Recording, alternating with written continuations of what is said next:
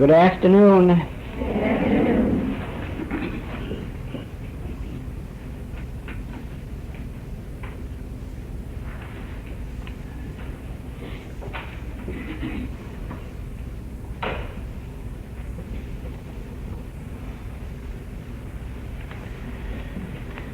Our subject this afternoon is spiritual healing. And you might add spiritual, or rather treatment in spiritual healing.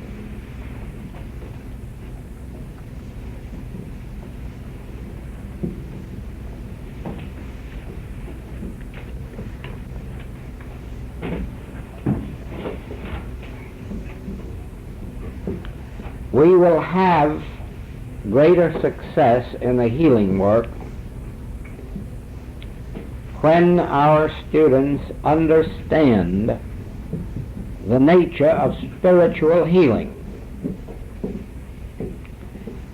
It is not at the present time sufficiently understood. The reason is that nearly all of us have come to this study through some form of metaphysical study. Most of us have come into this work either through Christian Science or through Unity or through one of the New Thought teachings. And it has not been clear to many of our students that this is not Christian Science healing, it is not New Thought healing, it is not Unity healing.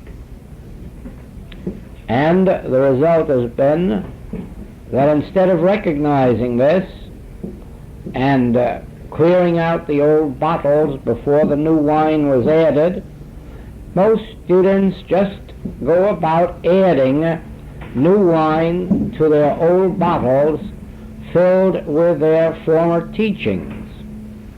Now, to those who are finding harmony, healing, wholeness, and completeness through Christian Science or Unity or New Thought, this message is not necessary, and it would be an injustice to any one of those to add this to that which is already meeting your need. It would be an injustice to yourself, first of all, and it would be an injustice to those teachings, because you would be mixing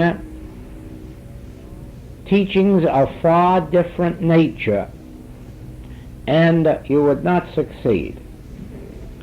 You might just as well go back to the ancient Hebrew faith, the ancient Hebrew synagogue, and then when Christ Jesus comes along and tells you about the kingdom of heaven, you might as well bring over your old system of Hebrew worship and expect the two to work. Now, the Master, while originally a Hebrew rabbi and while still a member of the Orthodox synagogue, nevertheless saw a vision that went far beyond it, and he began to teach not in the synagogues but by the wayside, in the mountains, in the valleys, by the sea. He began to teach and to preach a kingdom of God on earth which was to be found within you.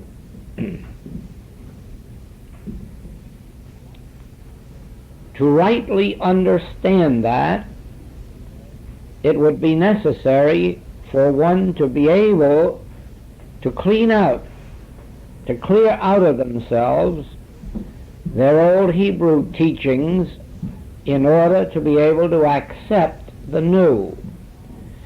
Now, most of his students were unable to do that. It is for that reason that there was so much quarreling among themselves, because in the Hebrew faith there was circumcision, and in his teaching it was unnecessary. Among the followers of John the Baptist there was baptism, but in his teaching it was unnecessary. In the old Hebrew teachings there were sacrifices and asceticism. In his teaching none of this was necessary. And so you see that, well, yes, in the ancient Hebrew teaching there was dietary laws forbidding the eating of certain foods. And you probably remember the terrible experience that his disciple Peter had when he was confronted with a dream in which a large sheet was lowered before him, in which were pigs, and he was told to kill them and eat. Now, ostensibly he was a Christian, but in that moment he showed clearly that he was still not only a Hebrew but a very good one, because he just rebelled at the idea of eating the meat of pig, which was filthy. But in his dream he was taught a great lesson, that you have no right to call anything unclean that God made. And so it was that as he came out of that dream, he was not so much a Hebrew, now he was beginning to understand the meaning of being a Christian.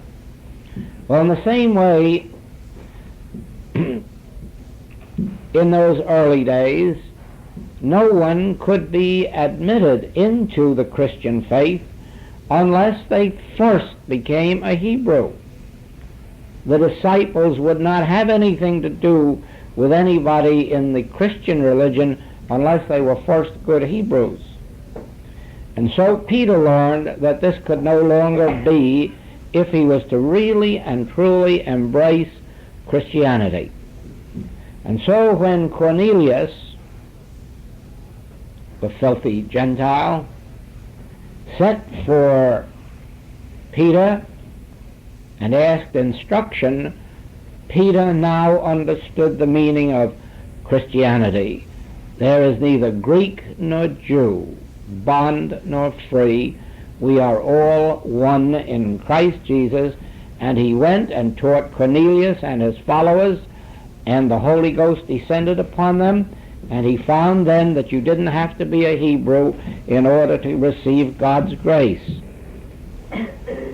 No, he learned then that one could be a Christian without being a Hebrew, and that one could be a son of God without embracing the forms and rituals of the Hebrew church. And so it was that the disciples always were at war with each other on that very point. How much of Hebrew teaching should we carry over into this new, or can we renounce it all and start out as Christians? Ultimately, the latter one and the Hebrew part of the rituals, ceremonies, rites, and so forth were dropped, and the teaching became more pure from the standpoint of the approach of the Master. Now,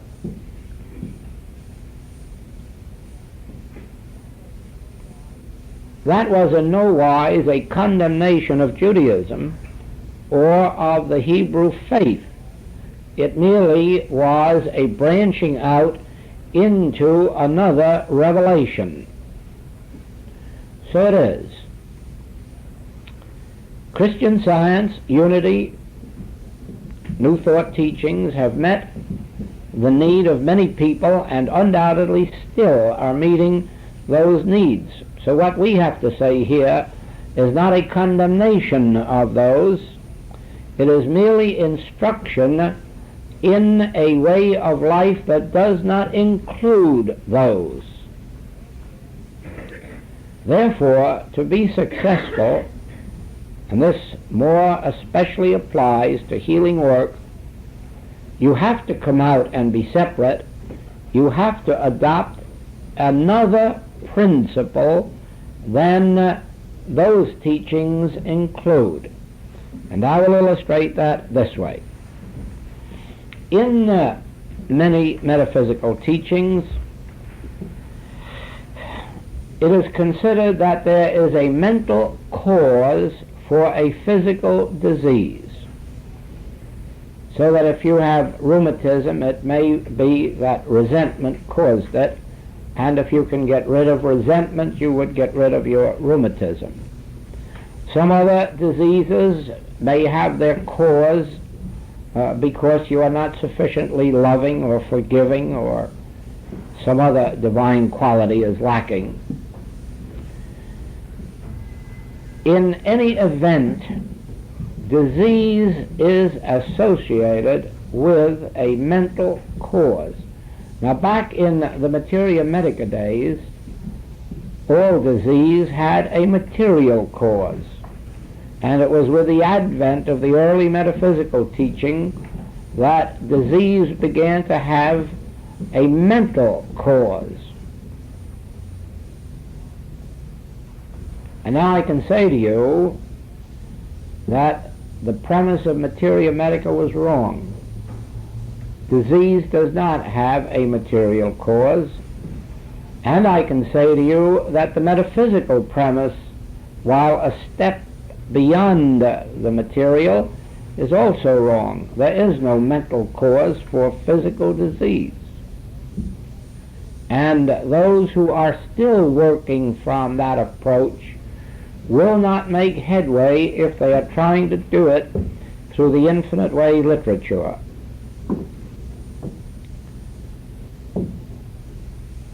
As a matter of absolute fact, we have been studying these last days the nature of God, and from that we must have come to the realization that there is no reality at all to disease. We have found nowhere in the New Testament that the Master gave a mental cause for a physical disease. Nowhere did he say to anyone, you are suffering from this because of that. Nowhere did he say, you are being held in bondage to this error because of that error. Nowhere did he say that there was a cause for disease. Rather, he indicated there is no disease. What did hinder you? Pick up your bed and walk. Stretch forth thine arm. Open your eyes. Lazarus, come forth. There's no indication there that anybody is suffering from anything except the belief that they're sick. There's no indication there that they're really sick and that their sickness has a cause. Nowhere in the Master's teaching is there an indication that disease was created by God. And on the other hand, there's certainly no indication that he makes man a creator, so that if there is anything to spiritual healing must not be based on the fact that you have something to get rid of and you must find its cause and get rid of it and then get rid of its effect. We can leave all that type of practice to Materia Medica. They won't succeed with it. Most of the metaphysicians who have worked along that line have not succeeded with it. Materia Medica won't, even though they call it by the names of psychosomatic medicine and psychiatry and psychological healing. They still won't succeed with it. Why? Because the premise isn't correct. The true premise is God constitutes individual you and me. God constitutes your being and mine, and there is nothing that defileth, that can enter. Nothing. There is no form of sin or disease that exists as a reality with a cause. None. There is no cause. And that is why when you come to our work for healing, it really is strange, if you've read the books, to hear you say, it's my right leg or my left arm or my stomach or my back, as if that could make one particle of difference to us in this work, as if we knew anything about left sides or right sides. We don't, and our healing work has nothing to do with that, nor is it even taken into consideration. And so it is that you yourself, in order to be free and in order to free others, must know what the nature of spiritual healing is. Now, spiritual healing is an acknowledgement of God as the infinity of being, of your being and of mine, and it says that anything that presents itself to us unlike God is merely a state of mesmerism, is nothing but a suggestion coming to us for acceptance or rejection. It makes no difference whether the suggestion comes in the form of a sin or a disease or unemployment or lack. The treatment is all the same. Just the recognition that we are not dealing with physical conditions, we're dealing purely with a state of hypnotism. And when we realize that, 60% of our healing work is done. The very moment we can free ourselves of bothering with a right leg or a left one, or a stomach or a back, or a head or a foot, and turn from that in the sense that we have nothing to do with those things. Actually, if we begin treating those, we could get in trouble with the law, because we are not licensed medical practitioners, and our function does not lie in the realm of knowing anything about anatomy. Our field of work is in prayer. Spiritual healing has nothing to do with bodies. It has nothing to do with unemployed people or poor people or homeless people or friendless people. It has to do with prayer. That's what our practice consists of. Prayer. Now, prayer is our conscious communion with God. Prayer is our ability to attain conscious oneness with God. Prayer is our ability to be receptive and responsive to that which is called the still small voice, or the spiritual impulse within us, or the Christ. That's what our field is of work.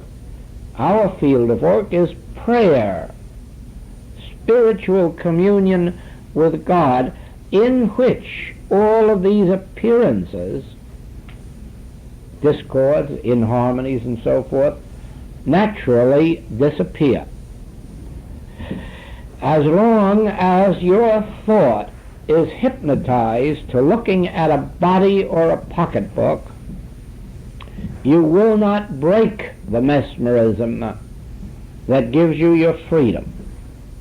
As long as you are trying to treat the body or find a cause for sin or disease or lack, you will be in the very dream that you're trying to break. It would be very much like dreaming that you're drowning in the water and calling out for someone to drain the ocean dry so that you could walk ashore. It just could not be done, and it isn't necessary.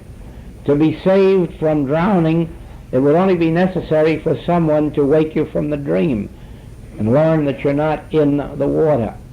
It is only necessary in spiritual healing from someone to wake you from the mesmeric dream of human existence, and then you'd find that you really weren't in even the hot water that you believe that you have been in. No. No, spiritual healing is a realization of God. It is a spiritual realization. It is an inner communion with the divine, in which or through which the assurance comes to you God is on the scene, and then these illusory pictures begin to disappear. Now, if you continue, when someone asks for help, to say, oh, I know, that's because you're so unloving, or that's because you're so unreasonable, or that's because you haven't enough gratitude, you're just going to be imprisoned in the very dream that you would like broken. When you are called upon for help, whether for yourself or another, and you instantly realize, I can't accept this, cause or effect. This is the temptation of the world. The Master says, I have overcome the world. I have overcome the world. He evidently didn't overcome your world or mine. He merely overcame his world. And he overcame it by learning the nature of that with which he was dealing. Now, he didn't try to find the cause for Lazarus' death. He didn't try to find the cause of Peter's mother-in-law being ill.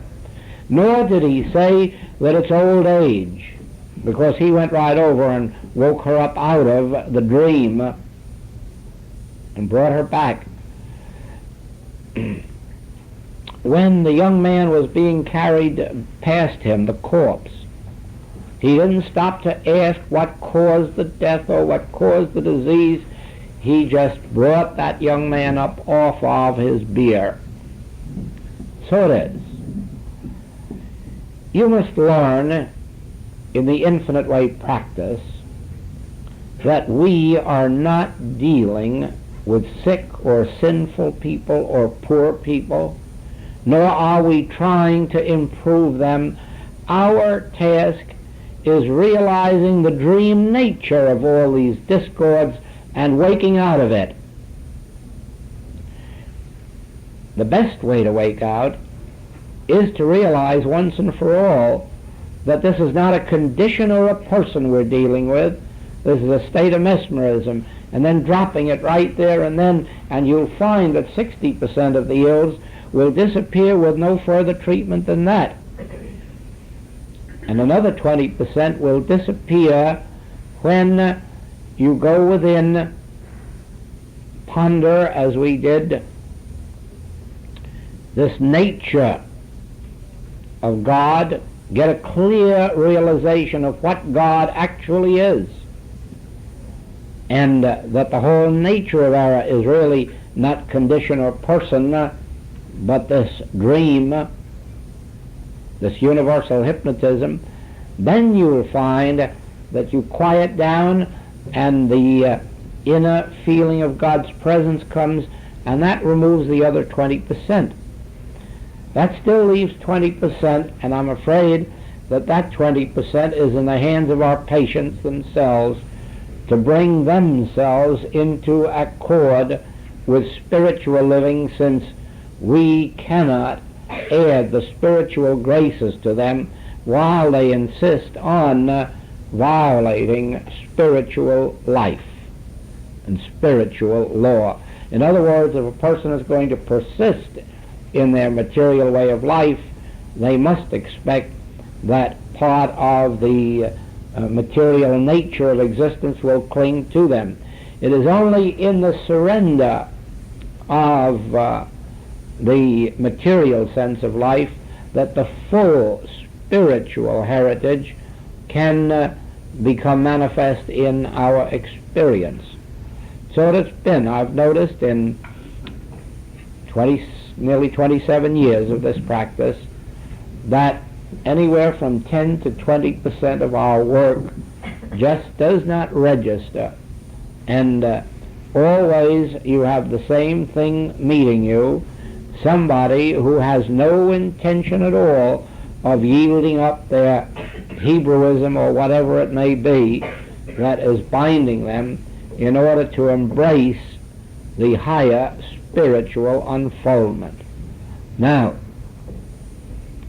if you are going to cling to either those old Hebraic practices and prejudices or some of the more modern Christian ones, you are just going to make up your mind to hold on to some of the material discords, inharmonies, and lacks of life. When you are ready to yield yourself completely to God's government, when you are completely ready for the statement, nevertheless, not my will, but thy will be done, when you are ready to release some of those earth attachments which are so binding, you will then find that even some of those last 20% discords will yield themselves.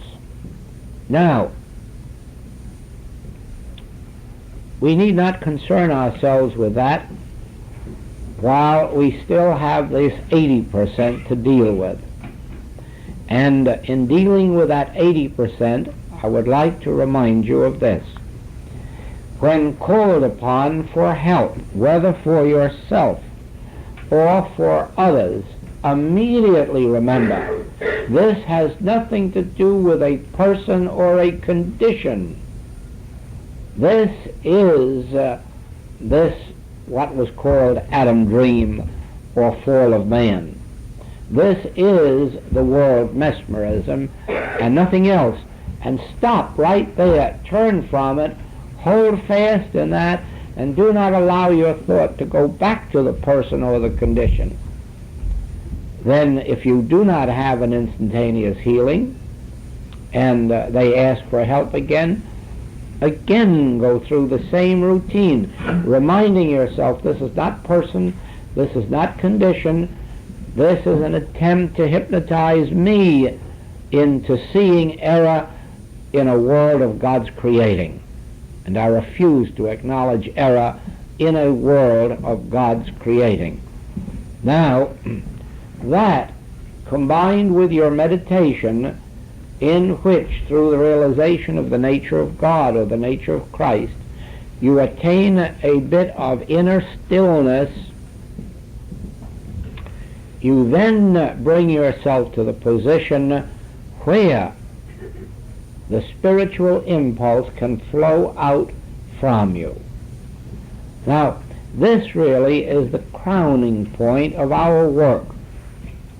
The fact that we do not need to know the name of the person who is asking for help, nor do we have to know the name of the disease, nor do we have to know the nature of the disease, or sin, or fear, or lack, or limitation, or unemployment.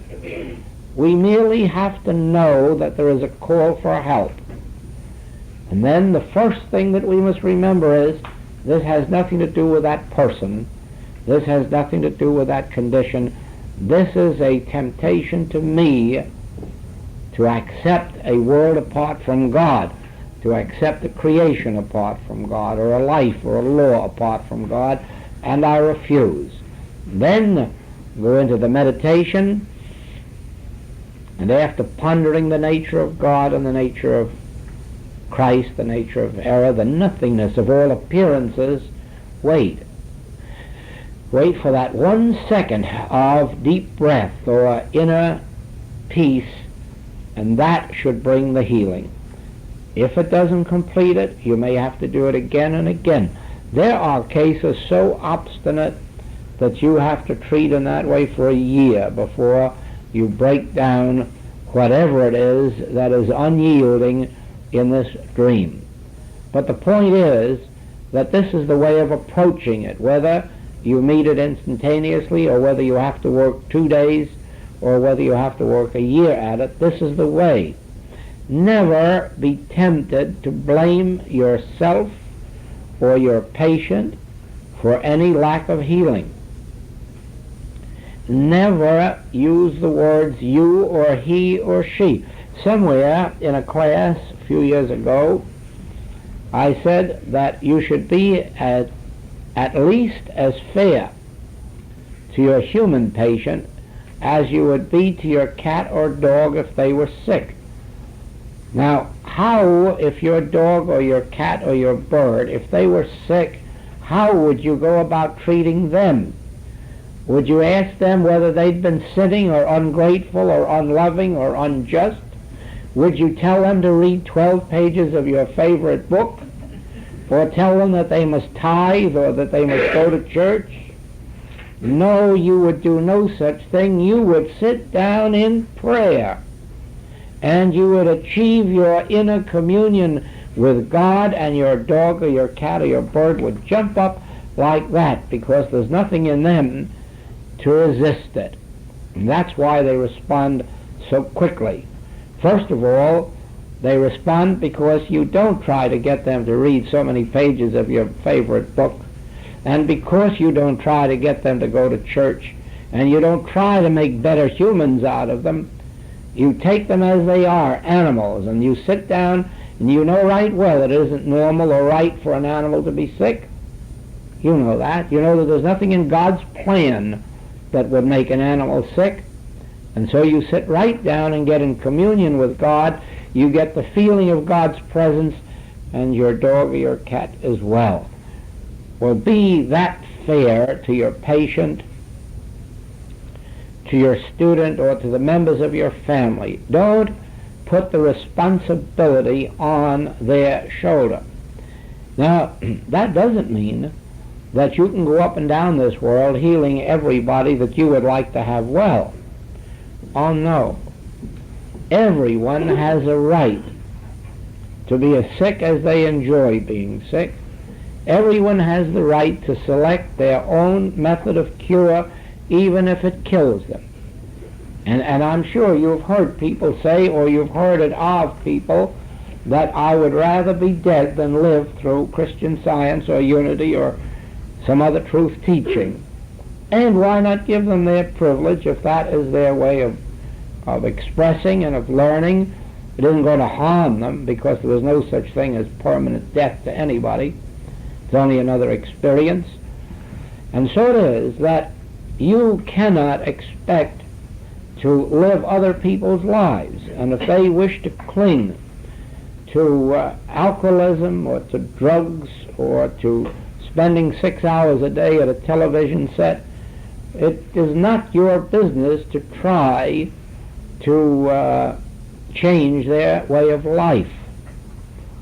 When anyone asks you for help, then it is your function to know that they are reaching out for something better, and sit down and have your God realization. Even if at the moment they seem humanly unworthy, it isn't for you to judge. It isn't for me to judge. There's only one thing matters, and that is that somebody asks for help. If they ask for help, I do my best to give it to them, and I tell our students, do your best to give it to them. That does not mean taking up time with a lot of interviews, because healing has nothing to do with interviews. Healing can best be done when there are no interviews, when those doing the healing work are left alone to be free in their meditations and prayers. interviews are only necessary either as a first visit to get started or later for purposes of helping in instruction. When people want instruction in how to study, in how to meditate, in how to live spiritually, then is the time to begin interviews. And those interviews at first should be short, because no individual can carry away with them more than one or two spiritual ideas. And they should carry that away and put them into practice, and then come back at a later date for something further. But healing work does not require the physical presence of patient and practitioner. Healing work is far better accomplished when there is no physical presence. There are a few exceptions to that rule, and those each one that works must find for themselves. Sometimes I have found that when there is no response through absent work, that an occasional present treatment does wonders. But that is not in all cases. Thank heavens, because so many of our patients and students are scattered around the world, and there'd be no hope for them if physical presence were necessary. Now, this represents a very sharp cleavage between what you may have been studying in metaphysics and what you will attempt to practice now. And so you must realize that there will be a period of, perhaps inner discord or turmoil, until you have practiced this sufficiently as to have come into the rhythm of it. After a very short while, it is a simple thing to be able to snap your finger that way and say, this is not a person and this is not a condition, this is just this old world belief. And then turn right away and go on with your work. Or it becomes simple to realize that and then sit down and have a period of quiet meditation until you have this inner assurance. Now that is the way healing work is conducted when it's properly conducted in the message of the infinite way.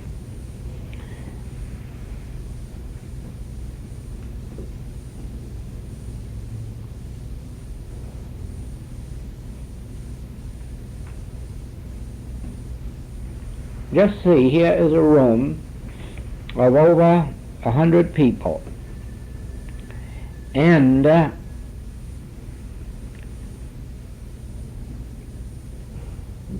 supposing spiritual healing were dependent on each one stating their problem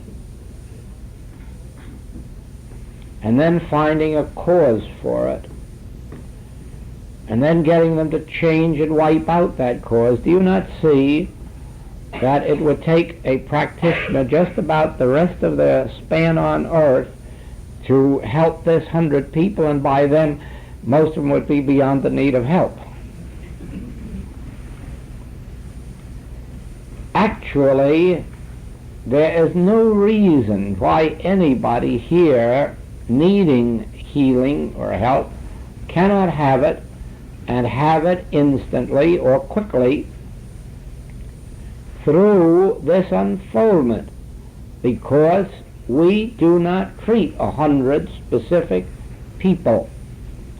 We treat the case as it is presented to our consciousness. Now, presented to me right now are over 100 different people, and that isn't the truth. That too, you see, is one of these atom dreams. There is only one life in this whole room, and there is only one mind, and only one soul, and only one being, and only one state of being, and that's spiritual. That's all there is in this room. God itself made individually manifest. The very life of God itself expressed. And it only requires us to recognize that any appearance contrary to that is a part of this vast mental illusion. Watch this and watch it carefully.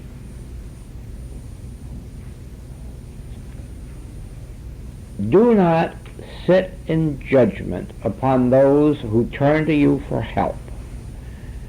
Do not criticize. Do not condemn. Do not tell them if you did this or if you did that or if you did the other, or you must do this or you must do that. Please accept the Infinite Way ministry as a prayer ministry, not a psychological healing method. We have nothing to do with finding the error in your patient's thought. We have nothing to do with why or what brought this condition about. We have to do with prayer. And prayer in its final stage is an actual, concrete feeling or realization of God's presence. When we have that, regardless of the name or nature of the claim, it must begin to evaporate. Sometimes it just disappears out of sight instantaneously. At other times it seems to drag on a while and require repeated care, but that makes no difference. We're really not in a hurry because we're not dealing with actual sin or actual disease or actual death. Now let us stop for a few minutes. Now I have said to you that the subject of spiritual healing and spiritual living are inseparable. They go hand in hand. And spiritual healing without some measure of spiritual living is a very difficult thing. It is very much like asking the Spirit of God to act on our material conditions while refusing to let go of them. Spiritual living means to reverse all that we have lived as human beings. And let me illustrate that in this way. As human beings, we have something to get. In fact, all of human living is getting. Getting supply and getting companionship and getting married or getting unmarried and getting a home or getting away on vacation or getting back. The whole of human experience sums up to, what can I add to myself? In what way can I increase my good? In what way can I achieve? Now, spiritual living is the reverse of that. Spiritual living starts with the premise that I and my Father are one, and all that the Father hath is mine. So spiritual living begins with the realization that we are already infinite, that we already embrace within ourselves all of the good that God has to bestow. Now that immediately cuts off all desire to get, to accomplish, to achieve, and it brings up the next question: how am I to come into the living experience of having all that? And the answer is by beginning to let out that which we already have in such infinite abundance. In other words, cast your bread upon the waters. Or, instead of seeking love, go out and love, be loving. Find some way, some place, somehow to express love. Instead of seeking cooperation, begin to give cooperation.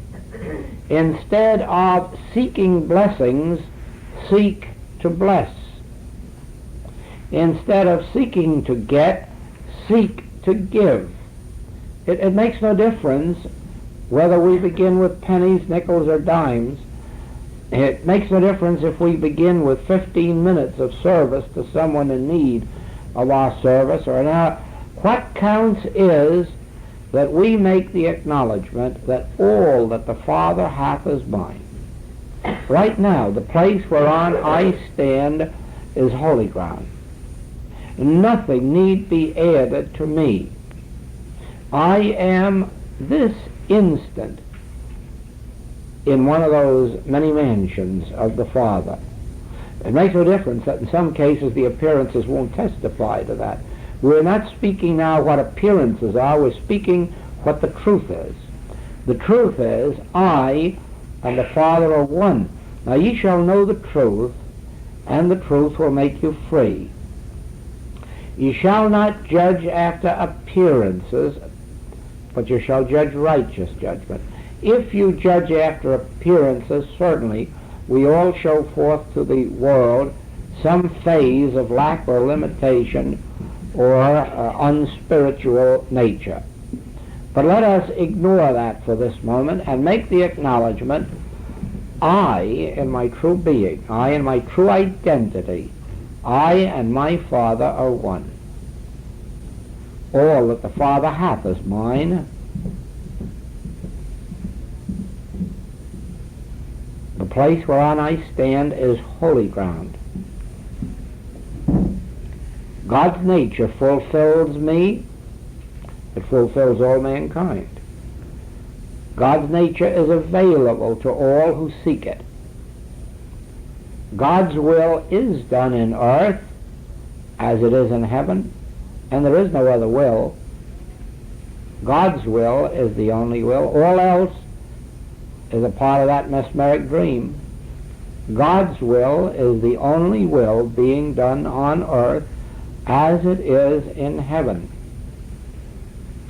Here and now, God's presence fulfills me. God's presence is the fulfillment to my whole life.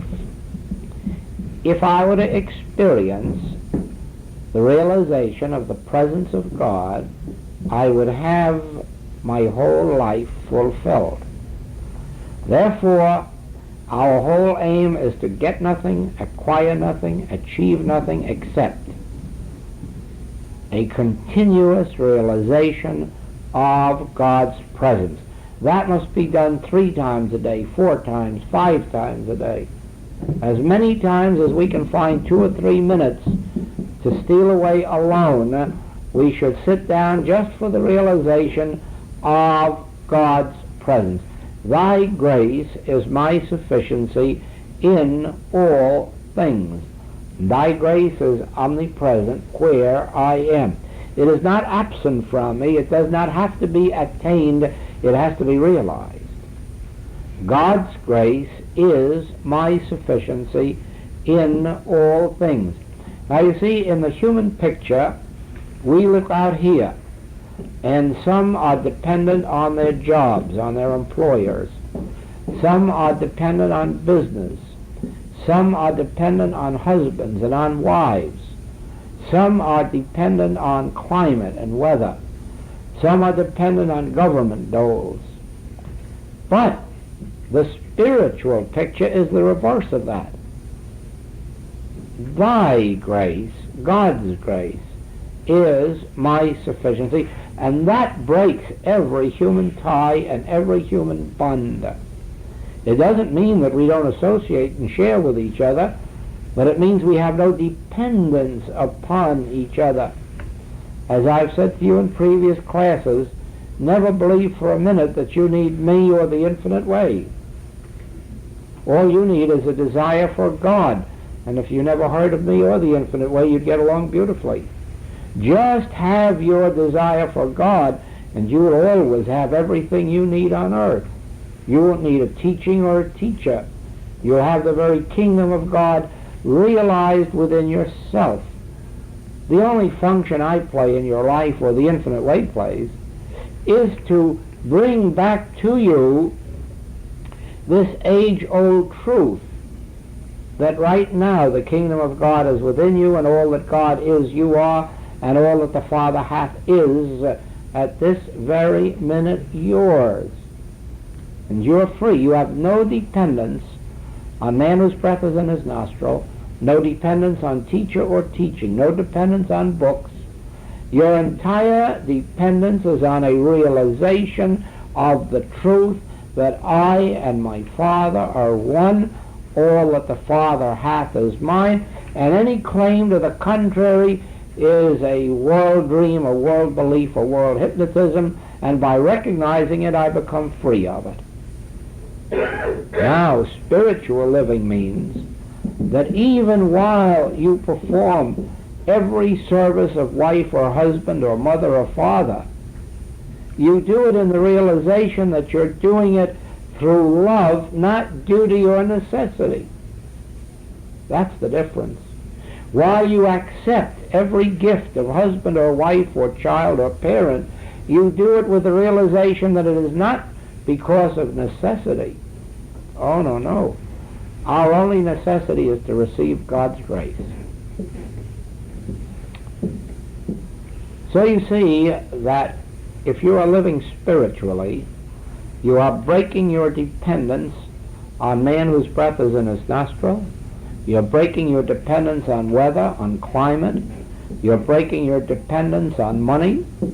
And you are acquiring your complete freedom in the realization that I and the Father are one. All that the Father hath is mine, and that is why the place whereon I stand is holy ground. Not will be after I get this treatment. This treatment is merely to bring to light that which already is. And before Abraham was, this truth is and has been true of you.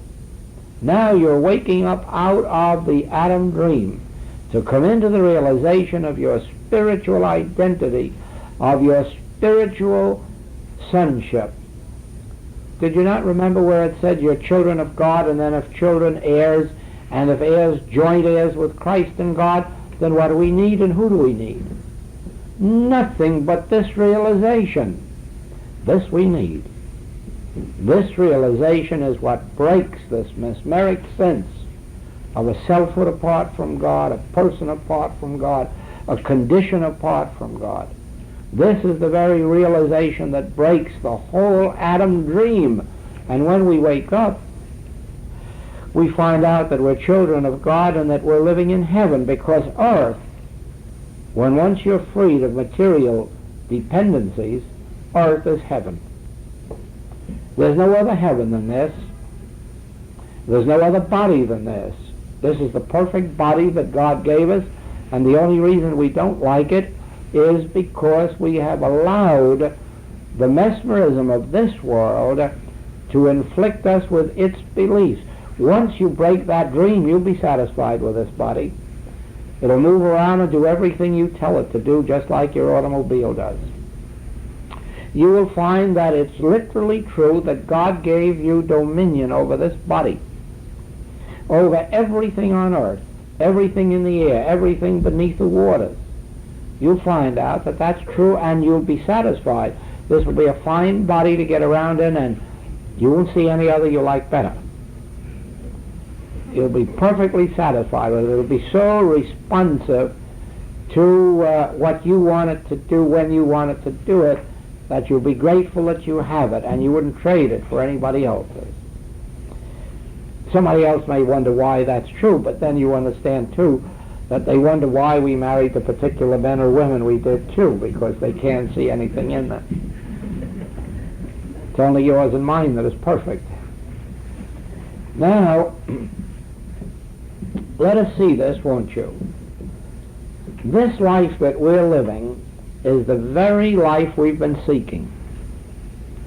Only we've been going places and doing things to find it, when all the time it was right here with us, but this whole state of mesmerism was blocking it off from our view. Now, wake up. Awake, thou that sleepest. Christ will give thee light. Awake and realize that this is the very minute that God gave us. This is the body God gave us. This is the consciousness, the life, the soul, the spirit that God gave us. This is an infinity of supply that God gave us, and it's all here and it's all now right where I am. And as we abide in that truth and let that truth abide in us, the dream vanishes and we really wake up and find that this is a heaven. Sometimes in waking up, it moves us out of the physical or material environment in which we have been bound by the mesmerism. We find ourselves then in green pastures and by still waters, whereas before that we may have been out on battlefields.